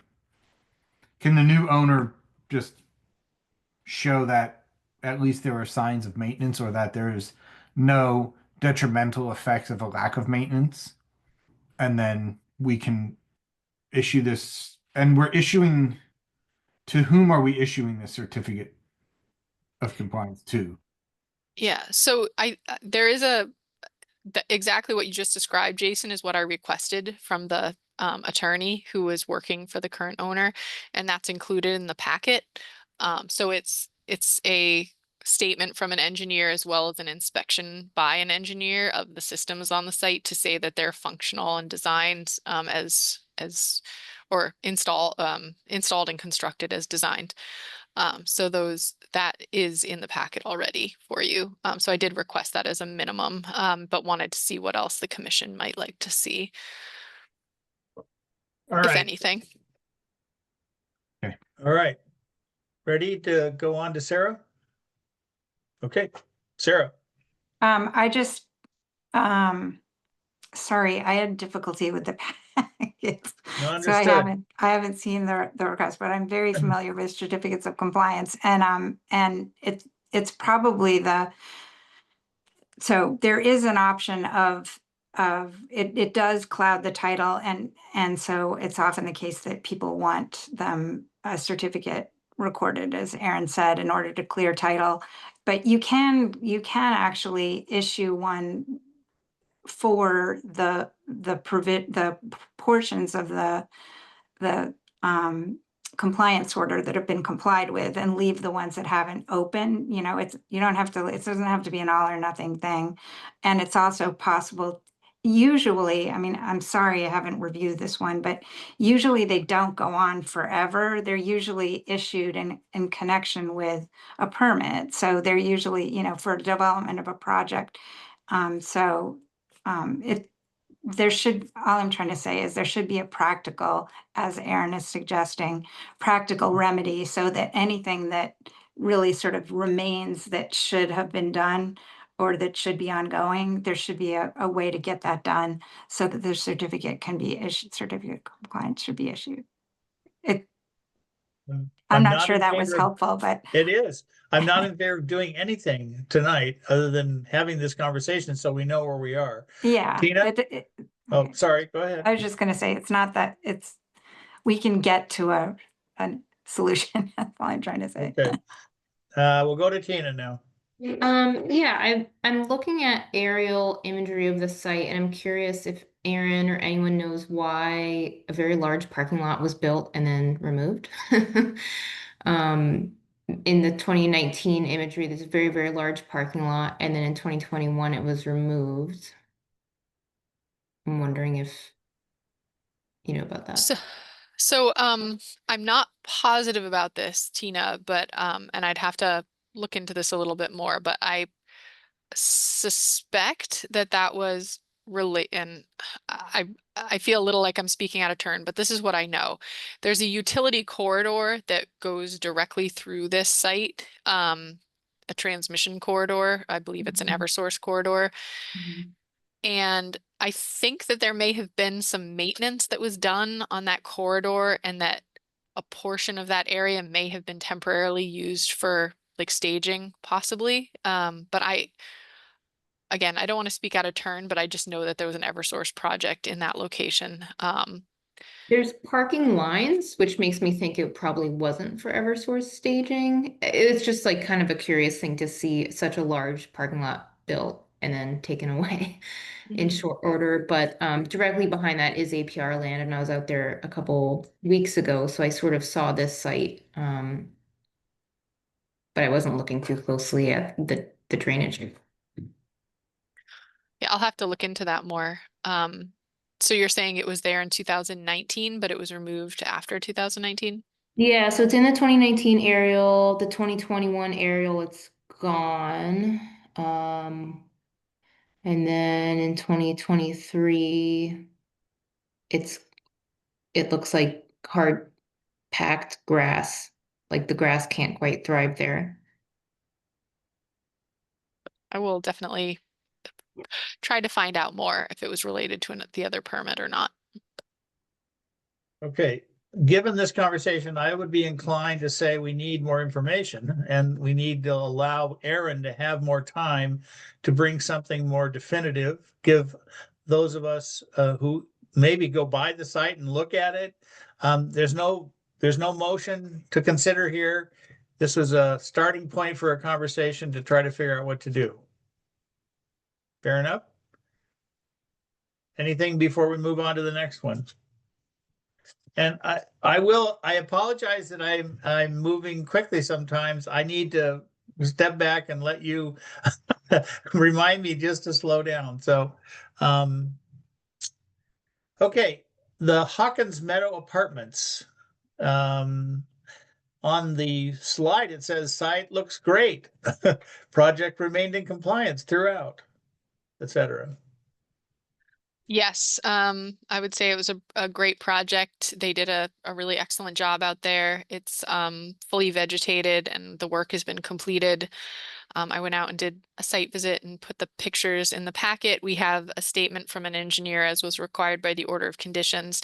There are some ongoing conditions for native plantings in the buffer zone for the life of the permit, as well as our standard conditions for herbicide, rodenticide, etc. restrictions, restrictions on chemical de-icing materials, no dumping in the wetlands. Those types of requirements are ongoing. Other than that, I am fully in favor of the commission issuing a complete certification with ongoing conditions. Do I have a motion to issue a complete certification with the following ongoing conditions? WPA special conditions 4, standard 1, 2, 3, 4, 5, bylaw special conditions 4, standard 1, 2, 3, 4, 5. So moved. Jason with the motion. I Do I have a second? Is that Rachel? Yeah. Yeah, Rich. Okay. Tina? Aye. Jason? Aye. Carol? Aye. Sarah? Aye. And Rachel? I And I'm an aye. Okay, thank you. So compliance update, see the conservation agent report. Let me go find the report again. Where is the report? Here we go. So I think there's 5 different compliance reports. Aaron, how do you want to handle these? Are there, I think in each case you held the previous language in black and then in colored print said the update. Yep, unless So- it was the new item, the Tuckerman one, which we Right. hadn't discussed in a while.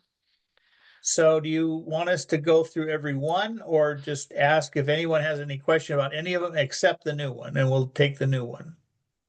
Sure. I mean, I can just bomb through each one really quickly and All see right. if anyone has questions, maybe. Okay, so 11 Poets Corner. Yeah, so I'm in favor of taking this one off the list. I went out and conducted a site visit and they had completed their mitigation plantings and the site is fully stable. Just feel like it's Good. kind of small beans and I'd like to move on from it. 685 West Street, this was the project where they had put a stockpile in the 100-foot buffer. They quickly moved it off and reseeded the area before the end of the growing season. And they did install a erosion and sediment control barrier, which I inspected at the 100-foot line and have committed to staying out of that zone for the future. So I'll continue to monitor that one, but happy to take it off of our radar. 130 Harkness, the commission had voted on this one to issue a notice of non-compliance at the last meeting. I happened to have a site visit with the owner the following morning. And I said to the owner, I'm going to be issuing a notice of non-compliance. Can you please get down there and clean it up? And he said he would be doing that really soon.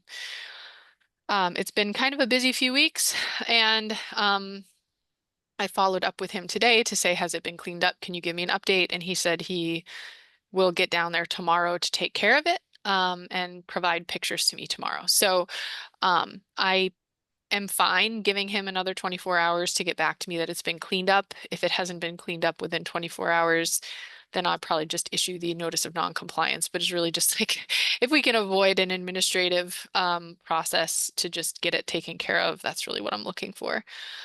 Before you go on, so Sure. as a process matter, in these situations, are you seeking our advice, our agreement that you should do that, or you're telling us you're doing it for our information? Well, I say, if you guys have any concerns or objections, just let me know. Okay, And I'm happy to,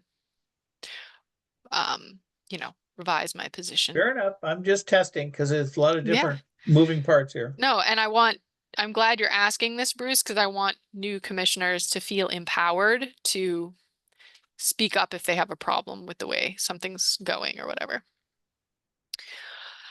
Can we take the new one first and then go to the Olympia Drive at the end? Because I want to use it for an example. Sure. So the Tuckerman Kingman, we had a really nice site visit. I think it was last Friday.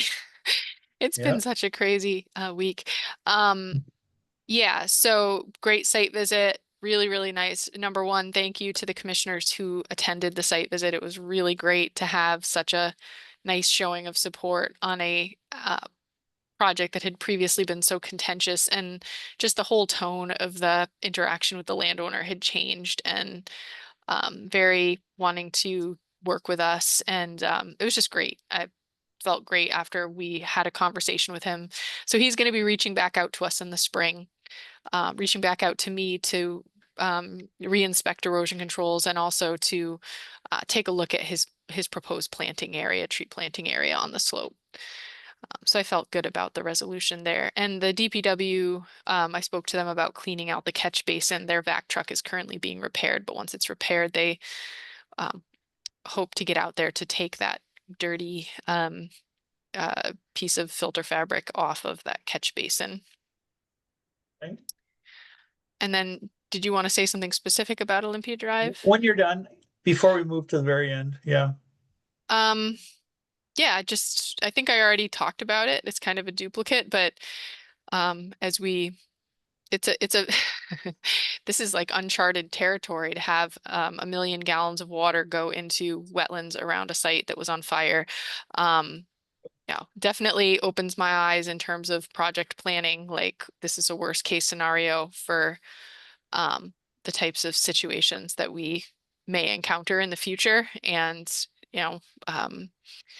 thinking about where water is going to go and how to protect wetlands. But it's also like such a extreme one-off tragedy that it's hard to plan for. So anyway, I already talked about it, just Okay. unique situation. I wanted to use it as an example.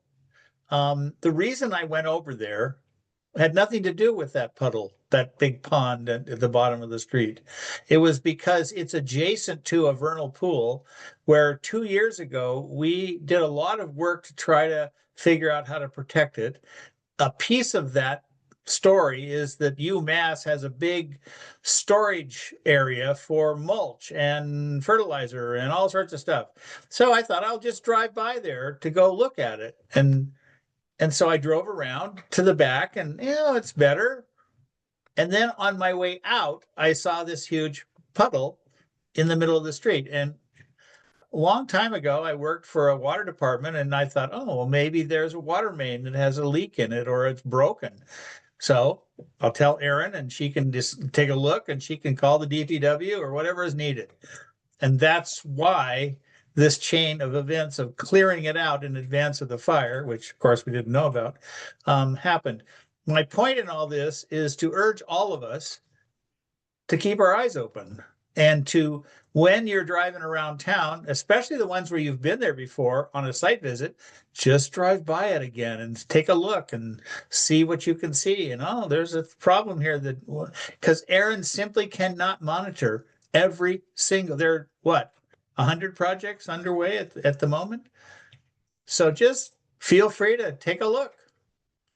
Now, Erin can tell us our legal rights about going on a property or not, but most of the time you can just see it from the road if there's a problem. End of comment.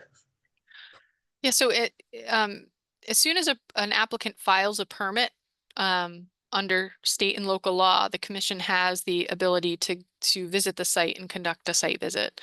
I do try to coordinate site visits with the applicant whenever possible, but if there are situations where commissioners can't attend a group site visit, you can feel free to let me know and I can, communicate with the applicant that individual commissioners would like to go out and visit a site. When a site is under construction, we have a standard condition in our orders of conditions that commissioners or staff can enter a site to conduct an inspection. I think I think Bruce makes an excellent point. A lot of times you can see a lot from the street. But if you do enter a construction site, you will want to let somebody know that you're there. And if it's a site where you see heavy equipment operating, typically people will be wearing like high vis vests, bright yellow vests and hard hats. So you want to be sort of conscious of that and make sure that you're communicating with the folks on site. But in general, it's Okay. wonderful to have commissioners involved. So that leaves us with monitoring reports. Rachel. I have such a weird sense of time, but as you said that, I'm remembering, Bruce, you said that Friday morning, right? Yeah. Yes. The fire happened Friday evening. Correct. So thank you, DPW and town staff and Erin and Dave coordinating that response to Bruce's observation. I'm getting chills just hearing you, realizing you made the comment on Friday morning. Action was taken by the town, and then the fire happened. We lucked out. Yeah, less than maybe 12 hours later. Yeah, that's amazing. Yeah, it was good. It worked. I felt like it was a very creepy situation for me. I was like waking up Saturday morning drinking coffee going like, what? I was just here straightening this out on. Yeah, it was bizarre. But yeah, thanks Bruce for noticing that. But I'll just use it as an example. Things won't be that dramatic, but you can still find stuff that helps Erin with her work. And we all need to engage in that more so that we cover some of these things. Monitoring is a good example, and we can talk about monitoring strategies later, but are there monitoring things we need to know tonight? No, just I've been doing my best to keep up on monitoring reports. There are situations that I engage with people on in the monitoring to get situations addressed that I see as a problem. But if anybody ever sees anything in the monitoring report that jumps out at them as a concern, please let me know, because I look at a lot of these. They come in just all day, every day. And so I try to read them, pop them in the folders. But if you see anything, please let me know. Okay. And Bruce, before we wrap up, we did skip the land use applications at the beginning of the meeting. Oh dear, I'm sorry. No, that's totally Let- fine. I just I didn't think want to I think it was because past I them. have the old sheet. I didn't print out the new one. So let's go back Yes. to that. Can you put it up on the screen? Sure. While you're doing that, Tina, before we go to another topic? Yeah, thanks. I'm still thinking about the fire. Does anyone know if they used firefighting foam or if it was just water? I'm pretty sure it was just water, but I don't, Dave might have more on that. Yeah, it was just water. Okay. I ask in service of being concerned about PFAS, and I wonder if it might be worth considering some sort of PFAS remediation that went into the wetland. Don't know much about it, but Googling it, it sounds like there's granular activated carbon, but just something to consider since it was all of that construction material. Thank you. All right, can you put those land use applications up so we can vote on those? Sure. So, bear with me for just a second. One of them is, these are both recurring land use applications. One is for the Native Plant Trust. They periodically come on conservation land to collect native seed. And so one of them is related to that, and that's an annual request that they submit to us.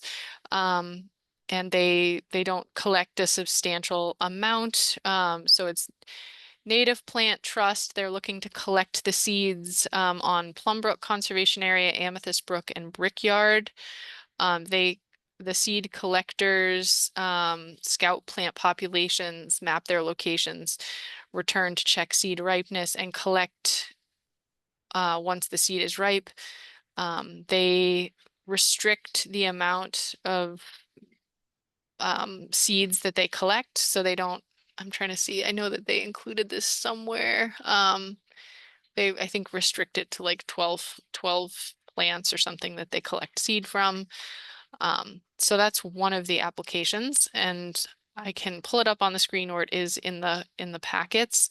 The other application is for the annual stargazing that the it's a Seven Hills. It's a school program for children that takes kids out to Mount Pollux for stargazing trips. And they do that. We have some standard conditions that are associated with that for making sure that they leave their permit in the windows, that they notify the police department when they're going to be on site. And yeah, we have like a standard boilerplate. So these are both recurring applications. So can you put the slide up?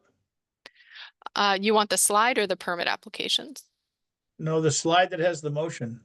Okay, I don't actually have a motion, but I have the I have the permit numbers if anybody wants to make motions to approve them. I'll make the motion to approve land use application CLU-25-22 and CLU-25-23. Do I have a second? Second, I'm sorry, that was Rachel? yeah. Okay. Tina, Aye. Rachel, I, Jason, Aye. Carol, Aye. Sarah, I, and I'm an aye. Okay. I have one last thing that I guess it sort of fits in the 48-hour category. In our packet, we got a 2-page memo that Aaron provided from KP Law concerning significant changes to permitting clean energy facilities, the fall 2025 draft EFSB and DOER regulations. This is a complicated, stressful, troubling thing coming from the state that would, in a variety of ways to still not entirely understood, would limit our capacity to frame certain projects and permit certain projects that have to do with clean energy. Aaron has tried to monitor this and provide us with some information. There is another one of these that has to do with the right-of-way that Eversource is moving across the county, not technically in Amherst, but affecting us near our drinking water supply in another town. These are big-scale, difficult, potentially troubling issues coming towards us that will affect our work. And I don't need to necessarily stress this tonight, but I think that between now and December 3rd, we should think about the idea. Here's my proposal, that 1 or 2 people on the commission each take one of these big ticket items and be functionally a working group to dig deeply into it, follow it, go to the hearings, provide us with written comments that the whole commission could submit. If we don't do it that way, we will lose opportunities to influence what happens. In part, for all that Erin is trying to do on our behalf, she can't do it all. There's too many of them, and we have too many projects that are directly related to our work. So I would like us to consider having these little could be a 1-person working group for all I care, but there needs some attention from the commissioners about these other big ticket things that will influence what we do. So Sarah was first, but I want to hear Erin if she has any modification of my suggestion or concern about it. No modification. I really appreciate you thinking about this, Bruce. And I also wanted to just do a quick follow-up, which is something I forgot to. There's just so much to include these days on our agendas and our packets. I did reach out I spoke to Dave offline and also to Rob Mora, who's our zoning enforcement officer. And after those conversations, reached out to KP Law about the potential of doing a training related to solar siting for the commission, but also, I think there was some sentiment that it would be useful for zoning board of appeals members as well. And KP Law offered to put on a training for us. So I don't know what makes the most sense for commission members. I think December is kind of a tricky month because of the holidays and our adjusted meeting schedule, but if commissioners could think about some potential dates that might work for them to schedule, we could set up a joint training with KP Law, the zoning board, and the Conservation Commission. I was thinking, physical in like the town room, and so that might be something that would be an educational thing as well for everybody. Thank you. And that was suggested by Sarah at the last meeting. So I just now to Sarah again. I just wanted to make sure, because are there comments that so is there a deadline for comments that you're facing now with any of this?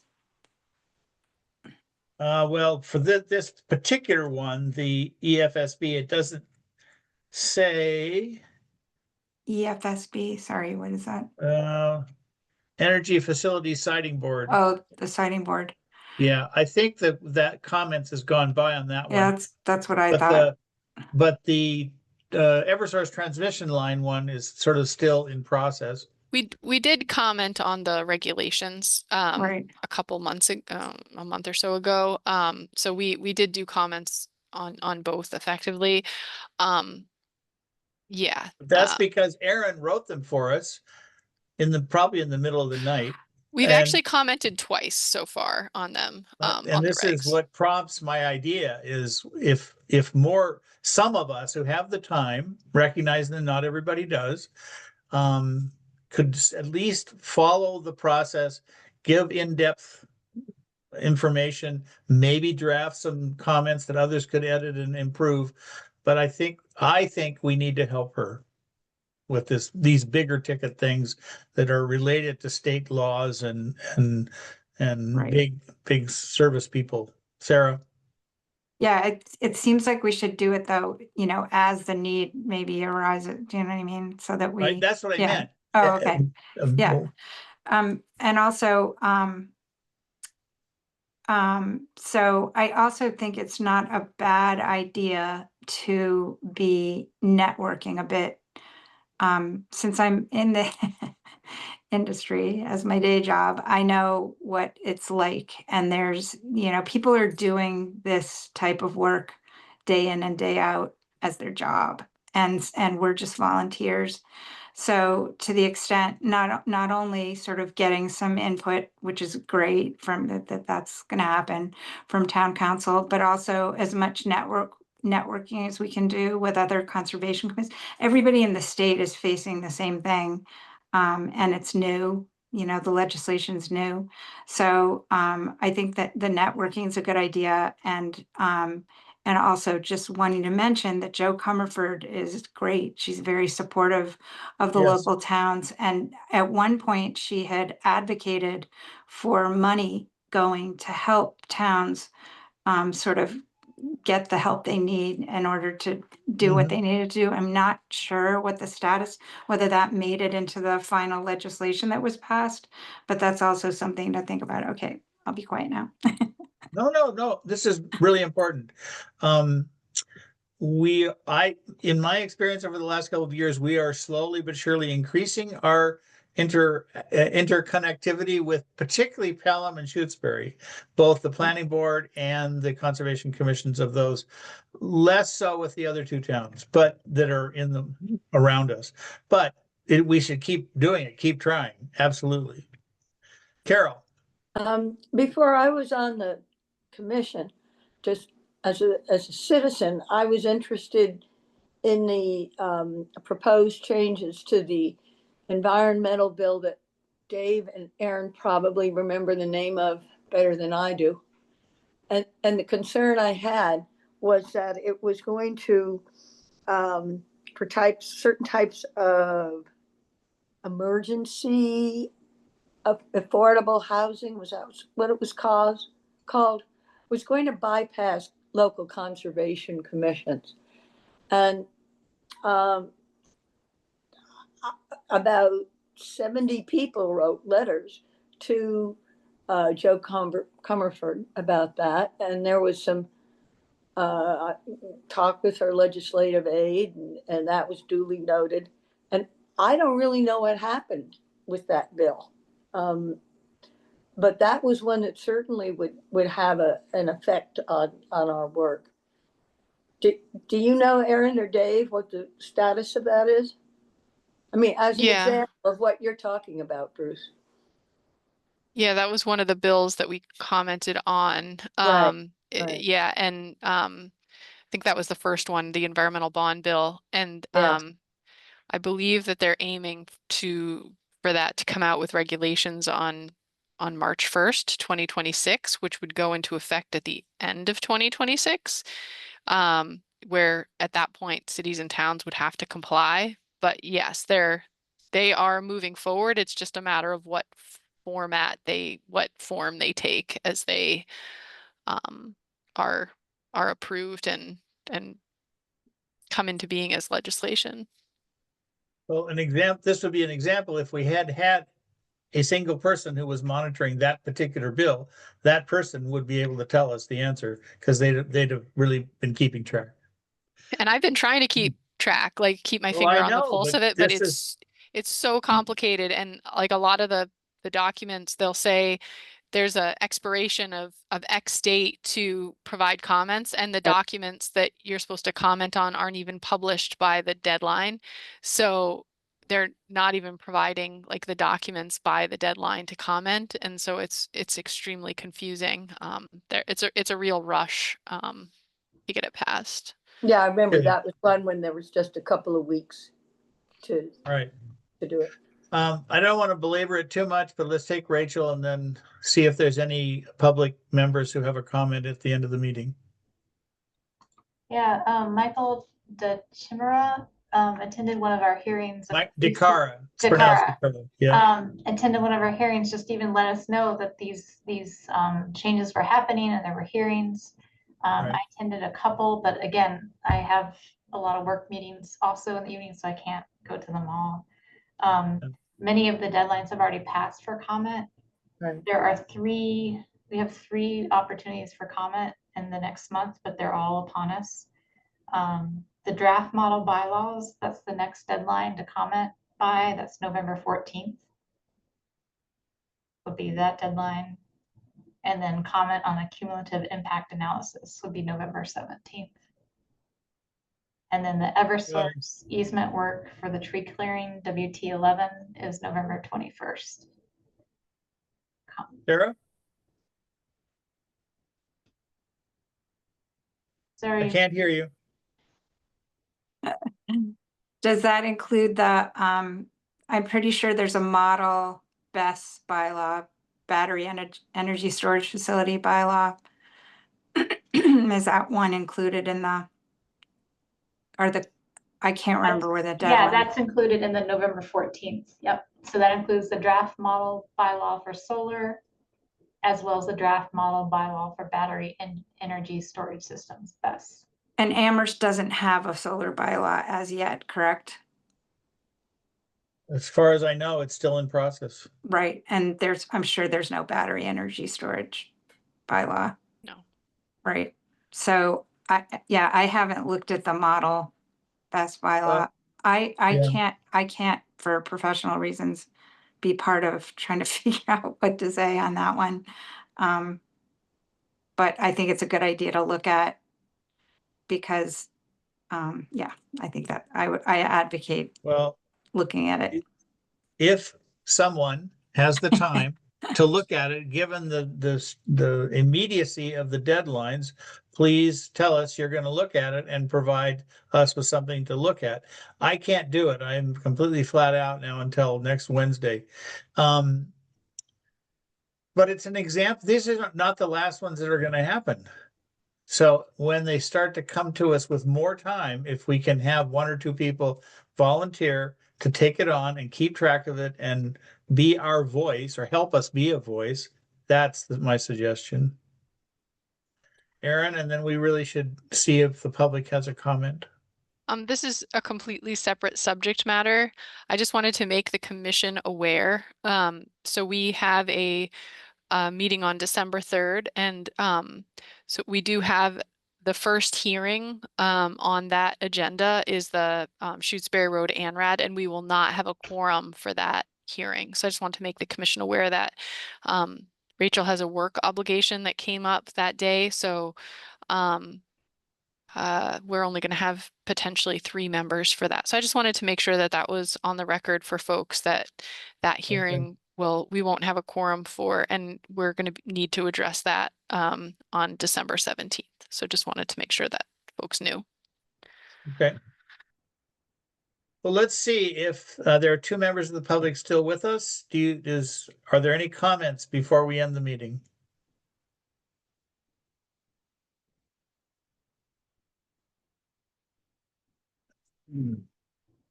Okay. Hearing none, seeing no hands. Might entertain a motion to adjourn. I move we adjourn. Second. I second. I need Rachel. Okay, Carol, Aye. Sarah, Jason, Aye.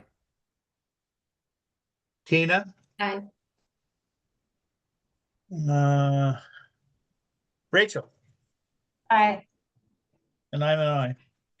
Thank you so much. Effective meeting, I trust, and we'll see you on December 3rd or at a site visit. Thanks, everybody. Thanks. Thank Bye, you. everyone. Have a Bye-bye. good night. Bye.